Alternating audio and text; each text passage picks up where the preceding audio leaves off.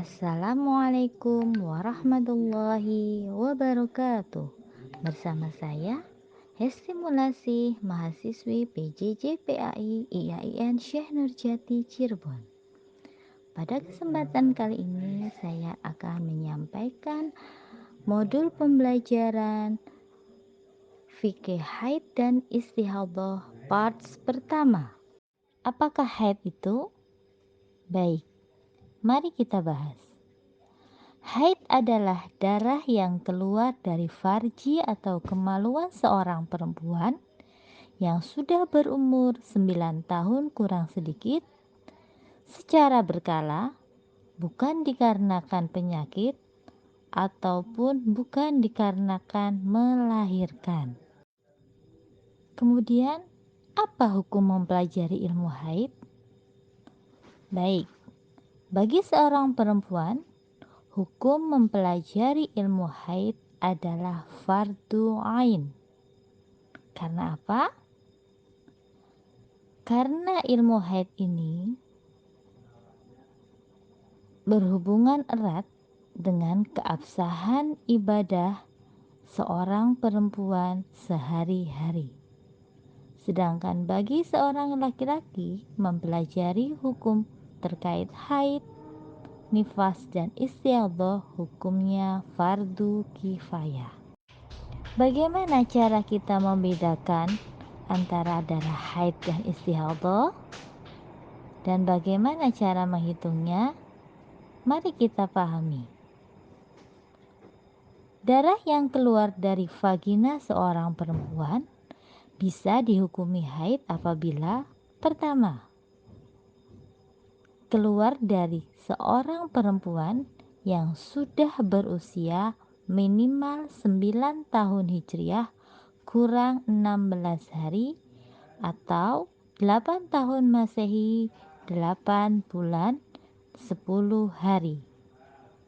Yang kedua, darah yang keluar minimal 1 hari 1 malam jika keluar secara terus-menerus atau 24 jam jika keluar secara terputus-putus asal tidak melebihi 15 hari. Yang ketiga, tidak keluar melebihi masa 15 hari 15 malam jika keluar secara terus-menerus. Yang keempat, keluar setelah masa minimal suci dari haid sebelumnya. Kemudian, bagaimana cara mengkalkulasi keluar dan berhentinya darah? Yuk, kita coba menghitung atau mengkalkulasinya. Kita contohkan seorang perempuan mengeluarkan darah tanggal 1 Januari jam 9 pagi. Kemudian di tanggal 10 Januari jam 10 pagi darahnya berhenti. Maka keluar darah terhitung mulai dari tanggal 1 sampai tanggal 10 Januari adalah 9 hari 1 jam. Jika ingin mencoba mengeceknya, kita bisa mengecek dengan perhitungan seperti ini. Ketika keluar jam 9 pagi, kemudian kita cek di jam 12 siang darah masih keluar, maka darah terhitung keluar selama 3 jam. Kemudian ketika jam 5 sore kita cek kembali sudah bersih, maka darah dihitung keluar selama 5 jam. Dan ketika dicek kembali jam 7 malam dan ternyata masih bersih, maka dihitung suci 2 jam. Jadi total keluar darah yaitu 8 jam dan bersih 2 jam.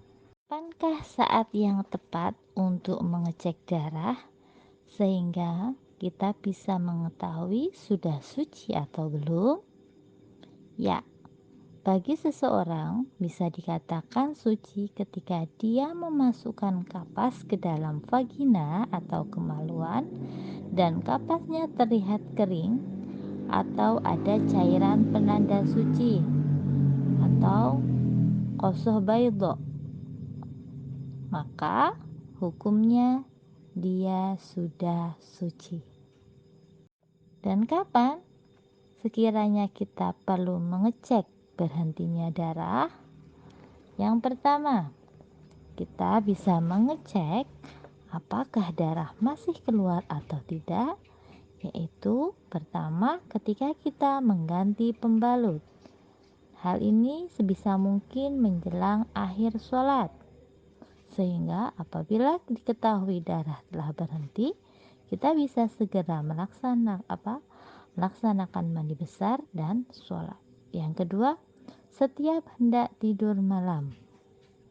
Dan yang ketiga, menjelang kebiasaan sucinya. Oh ya, kalian pasti sering mendengar hal-hal yang boleh dan tidak boleh dilakukan bagi wanita haid dan istiadah.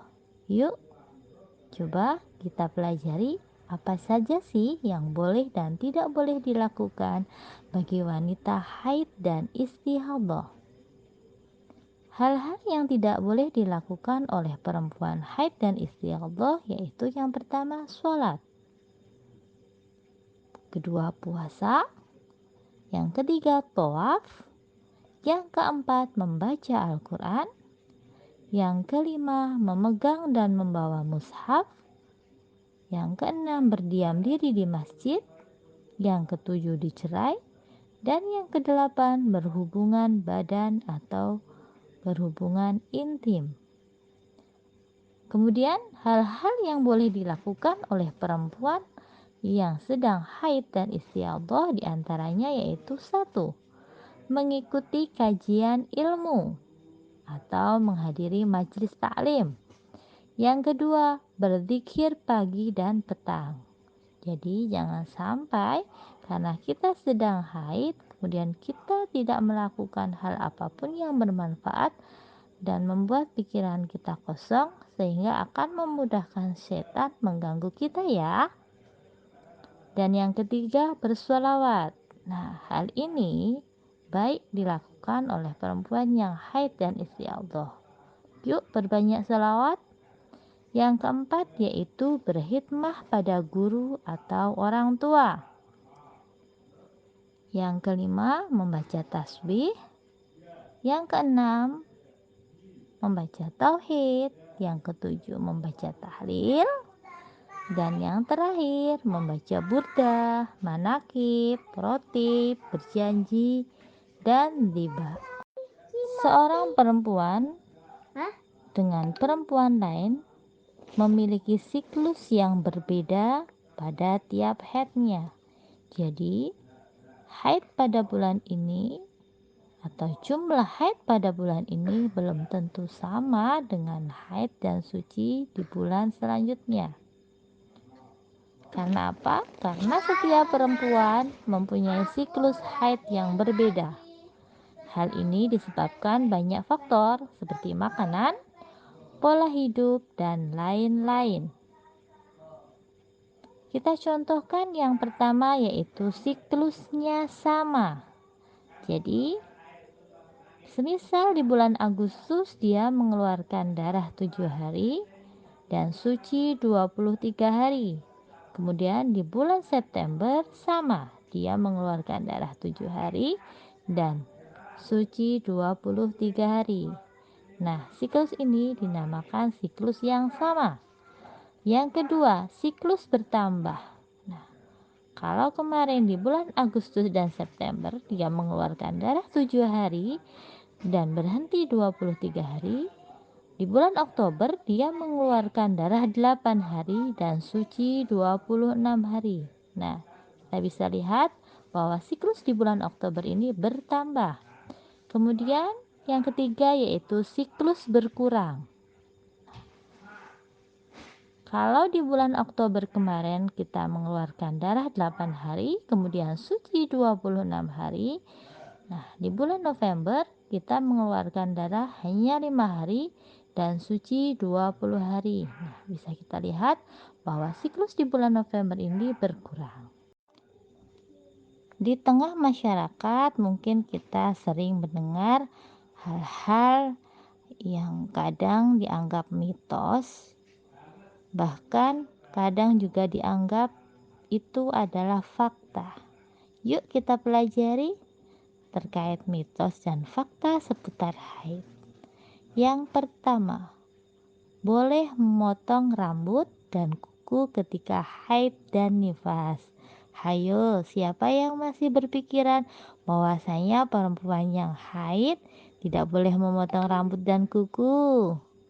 Mulai sekarang sudah tahu ya, hal itu tidak apa-apa. Yang kedua, boleh ziarah kubur. Nah, perempuan haid itu juga boleh loh ziarah kubur. Yang ketiga, minum es. Nah, jadi panas-panas begini bagi seorang perempuan yang sedang haid nggak apa-apa kok minum es, nggak masalah. Jangan takut darahnya beku ya, hehehehe. Dan yang keempat, tidak boleh terlalu banyak minum kopi. Nah, karena kopi mengandung kafein, hal ini memang tidak direkomendasikan untuk perempuan yang sedang haid karena ini akan mengganggu kesehatan dan membuat siklus haidnya semakin panjang. Mungkin sampai di sini ya pembelajaran haid kita di part pertama. Mari kita lanjut di lain kesempatan pada pembelajaran fikih haid part kedua. Terima kasih, semoga bermanfaat. Ingat-ingat, menjadi perempuan memang diciptakan, tetapi menjadi perempuan terdidik adalah pilihan. Never stop learning. Terima kasih. Wassalamualaikum warahmatullahi wabarakatuh.